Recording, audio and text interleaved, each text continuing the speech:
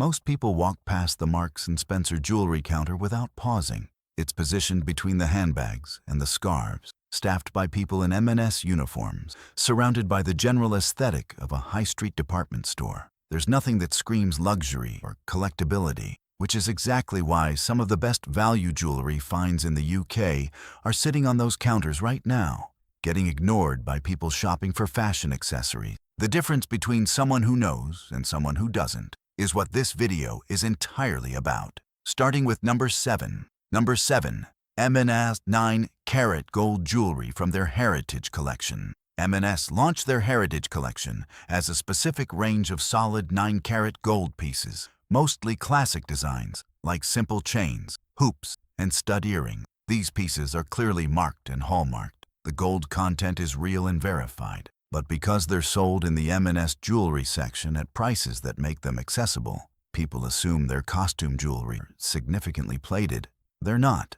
A 9-carat gold bracelet or necklace from the Heritage Collection retails around $80 to $150 and contains enough actual gold that the melt value alone sits above $60. The design is intentionally timeless, which means these pieces haven't dated the way trend-based jewelry does. You can find these pieces regularly on clearance when seasons change, sometimes marked down 30 to 40%. That's when solid gold becomes an absolute bargain. Number 6. M&S Vintage Gemstone rings from their 1990s and 2000s archive. Before fast fashion completely took over the high street, M&S produced rings with semi-precious stones, amethyst, citrine, garnet, set in silver or 9-carat gold. These rings look slightly dated by contemporary standards, which is the exact reason they end up in charity shops and second-hand markets for a fraction of their original cost. A solid silver or 9-carat gold ring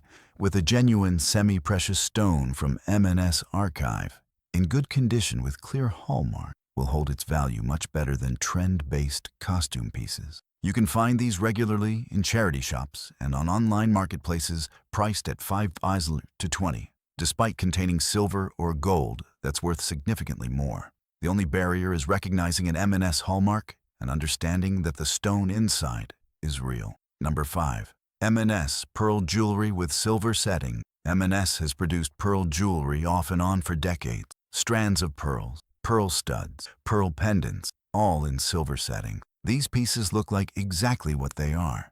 Classic and slightly conservative, which is why they end up unworn in jewelry boxes and get donated to charity shops. Here's what most people miss. M&S sourced their pearls with care, particularly in their Better collection. A strand of M&S pearls with a silver clasp, particularly if the clasp is hallmarked sterling silver, contains both real pearls and real silver. A strand of M&S pearls in good condition, retrieved from a charity shop for $3, can be worth $40 to $150, depending on the pearl quality and the silver content. The conservative aesthetic that makes it look dated is the exact quality that makes it timeless. Number 4.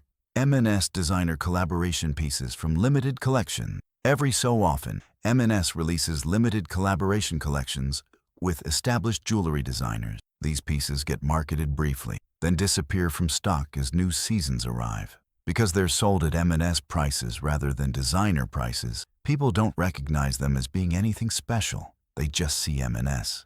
Which means when these limited pieces end up in second-hand market, they're priced as M&S pieces, not as limited designer collaboration. A bracelet or necklace from an M&S designer collaboration, particularly if the designer's name is still recognizable in contemporary design circle, can sell for significantly more on platforms like Vestiaire Collective or Depop than it cost at M&S originally. The limited availability is what creates the value, not the price point where you buy it. Before we continue, if this is already making you think about pieces you've seen at M&S or in charity shops, subscribe now. The next video covers exactly how to identify M&S hallmarks and verify that M&S pieces are what they claim to be. That information could save you from paying over the odds for something you could find cheaper elsewhere. Number 3. M&S Modern Silver Jewelry with Design Detail. M&S produces contemporary silver jewelry with actual design detail, geometric shapes, modern minimalism, things that look thoughtfully designed rather than mass-produced. These pieces sit in the jewelry section at prices between $40 and $100, looking like high street fashion jewelry, which is why most people walk past without considering them seriously. A sterling silver pendant or bracelet from M&S with contemporary design, properly hallmarked, will outlast the wearer's interest in trends. The silver content the design quality is surprisingly good. In 5 or 10 years, these pieces have a habit of ending up back on the market through inheritance or house clearance, where they're discovered by people who recognize them as actually well-made contemporary silver. M&S pieces from recent years can sell for 60 to 80% of original retail price on the secondhand market if the condition is good, which suggests people recognize quality even if they don't recognize the brand. Number 2. M&S fashion jewelry with unexpected precious metal components. This is where the real sleeper finds happen. M&S produces pieces that are marketed as fashion jewelry, but incorporate actual gold or silver elements as key components. A statement necklace with a costume centerpiece, but a real gold or silver clasp. A bracelet with mostly base metal but solid silver end caps. These pieces look like costume jewelry because most of the piece is costume. But that hallmarked silver component, even if it's just a clasp, has value. You find these pieces regularly in charity shops priced at 50p or $1, where the person donating had no idea there was silver attached. The precious metal components are often stamped clearly, but noticed by almost nobody. A piece of M&S jewelry with even a small sterling silver hallmarked element is worth investigating more closely. Number 1. M&S sapphire and diamond jewelry from their premium collections. M&S produced a premium jewelry range, particularly in the 1980s and 1990s, with proper gemstones, sapphires, rubies, diamonds, set in gold or platinum. These pieces were expensive by M&S standards at the time, prices in the hundreds of pounds, which meant that when they went out of fashion or were inherited by people who didn't value them, they got donated to charity shops where the charity volunteers had absolutely no idea what they were holding. A ring or pendant from M&S's premium collection with a natural sapphire or ruby in a gold or platinum setting, with proper gemological certificates available, can sell for $800 to $8,000, depending on the stone size and quality. These pieces were made by actual jewelers, not costume manufacturers. The M&S branding is the only thing that prevents people from recognizing their value. But here's the pattern that connects all of these. Marks and Spencer, despite being a high street department store, maintained higher standards for jewelry than the budget fast fashion competitors did. They used actual precious metals, not base metal plating. They used real gemstones when they stated gemstone.